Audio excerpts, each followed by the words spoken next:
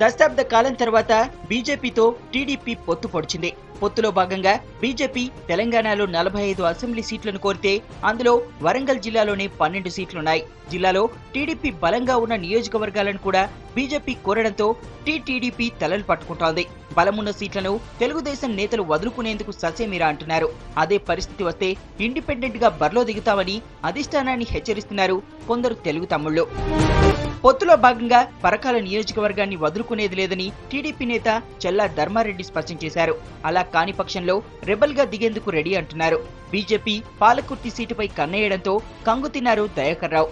ఇక వరంగల్ పశ్చిమ స్థానం నుంచి తానే పోటీ చేస్తానని చెబుతున్నారు అనిశెట్టి మురళి. భూపాల్పల్లి సీటు పొత్తులో పెట్టేదే లేదంటున్నారు గండ్ర సత్యనారాయణ. టీడీపీతో పొత్తు కలిసొస్తుందన్న ఆశతో ఉంది బీజేపీ. బీజేపీలో ఆశావాహుల సంఖ్య కూడా పెరిగింది. వరంగల్ వెస్ట్ పై 2 బీజేపీ నేతలు కన్నయ్యగా భూపాలపల్లి మాజీ ఎంపీ జంగారెడ్డితో సహా మరో 3 టికెట్ల కోసం పోటీ పడుతున్నారు. జనగామ, పాలకుర్తి, స్టేషన్ గన్పూర్, మహబూబాబాద్ స్థానాలు వరంగల్ బీజేపీలో హాట్ కేకులుగా మారాయి. ఇటు సిపిఐ కాంగ్రెస్ దోస్తీ కూడా జిల్లా కాంగ్రెస్ నేతలకు మింగుడు పడడం లేదు. సీట్ల సర్దుబాటుపై అసహనం వ్యక్తం చేస్తున్నారు స్టేషన్ గన్పూర్ కాంగ్రెస్ నేతలు. ఈ సెగ్మెంట్ ను సిపిఐకి ఇవ్వడం ఖాయమైంది. పొత్తుల కారణంగా అసంతృప్తికి లోనవుతున్న వారిని బుజ్జగించేందుకు ఇప్పటి నుంచే ప్రయత్నాలు చేస్తున్నారు పార్టీల ముఖ్య నేతలు.